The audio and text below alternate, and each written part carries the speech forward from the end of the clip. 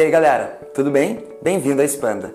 Eu sou o professor Bruno Farinon e estaremos aqui começando o nosso curso de inglês básico Desmistificando a Gramática.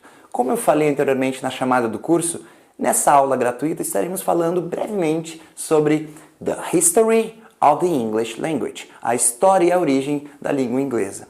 Para quê? Para que a gente possa entender por que a língua inglesa apresenta uma certa irregularidade em termos de pronúncia e de spelling, ou seja, a forma com que as palavras são escritas no idioma inglês, ok? Todas as pessoas que estudam a língua e a origem dela costumam chamar o inglês de mutt language. O que seria se referir a um idioma como mutt language? Mutt é uma palavra que a gente pode traduzir como vira-lata ou mestiço.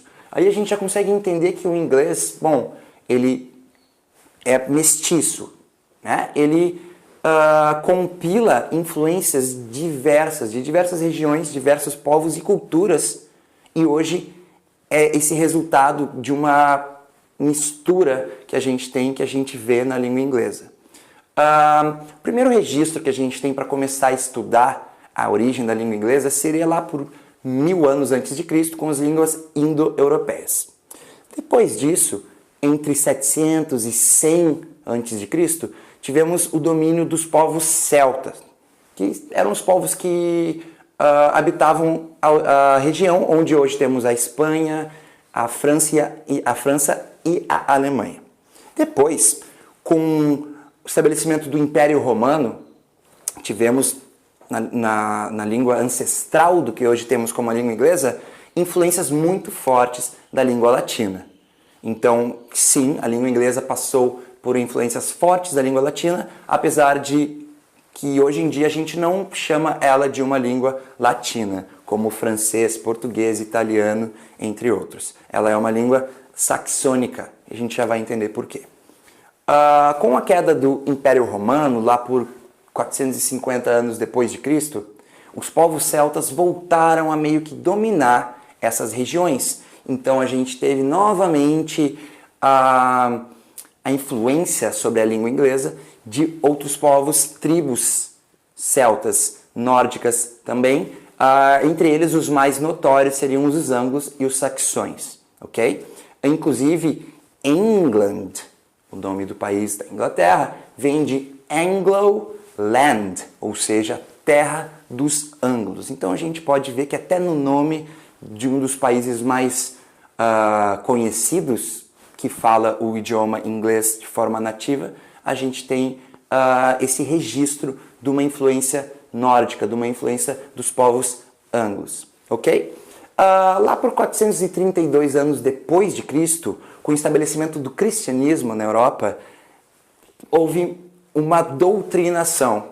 E com essa doutrinação da cultura do cristianismo, juntamente com a língua latina e etc., começou uma certa negação da cultura celta. Inclusive, os celtas foram colocados no mesmo saco como pagãos e muitas vezes endemonizados, considerados bruxos e queimados e coisas como a gente já viu aí em filmes e em livros de história. Já ao final do século VIII, novamente tivemos ataques vikings, principalmente dos povos originários da região da Escandinávia. Então aí novamente uma outra influência sobre o idioma que era falado na época naquelas regiões da Inglaterra, que pode ser considerado um ancestral da língua inglesa.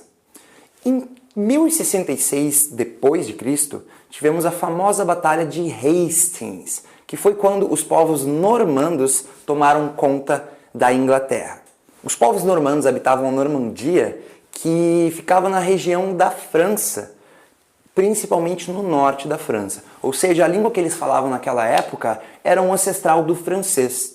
Então agora a gente vê que o inglês passou por mais uma influência bem diferente do idioma francês, do ancestral do francês, não é mesmo?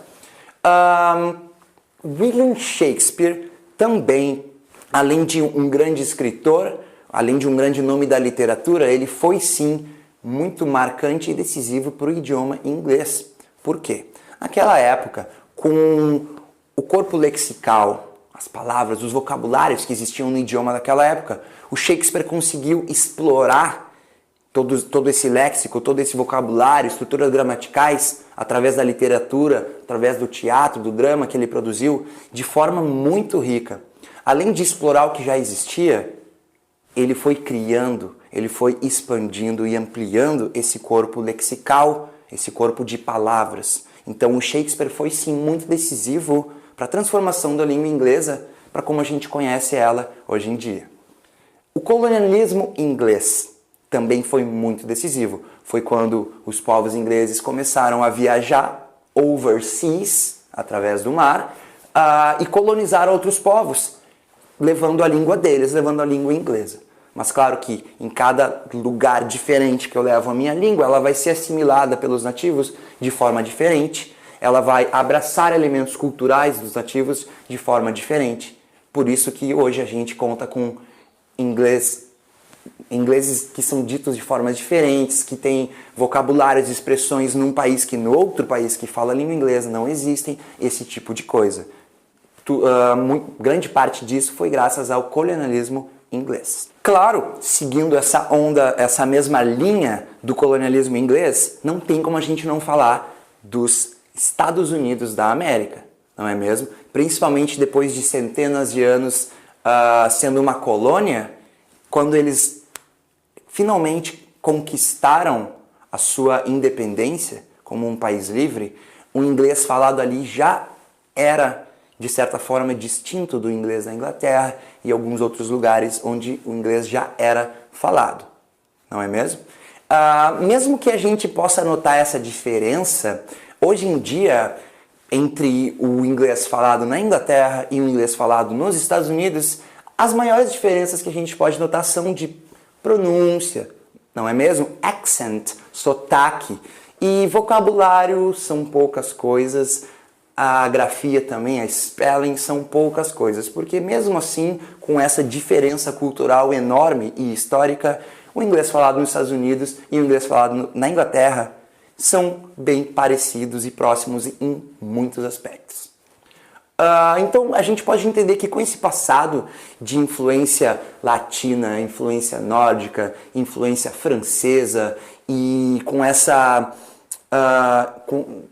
como eles espalharam a língua inglesa de forma livre para diversas partes do mundo, a gente pode entender que, bom, então é por isso que a língua inglesa ela não é bem linear, não é bem regular. Tem palavras que parece que funcionam sozinhas, porque se tu espelhar com outras palavras da língua não faz muito sentido. Como eu falei na chamada, a gente tem a palavra blood e a palavra foot.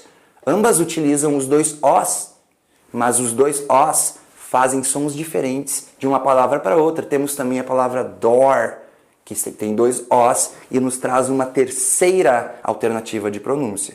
Então, esse tipo de fenômeno pode ser explicado se a gente olhar para a história do inglês, como a gente acabou de fazer.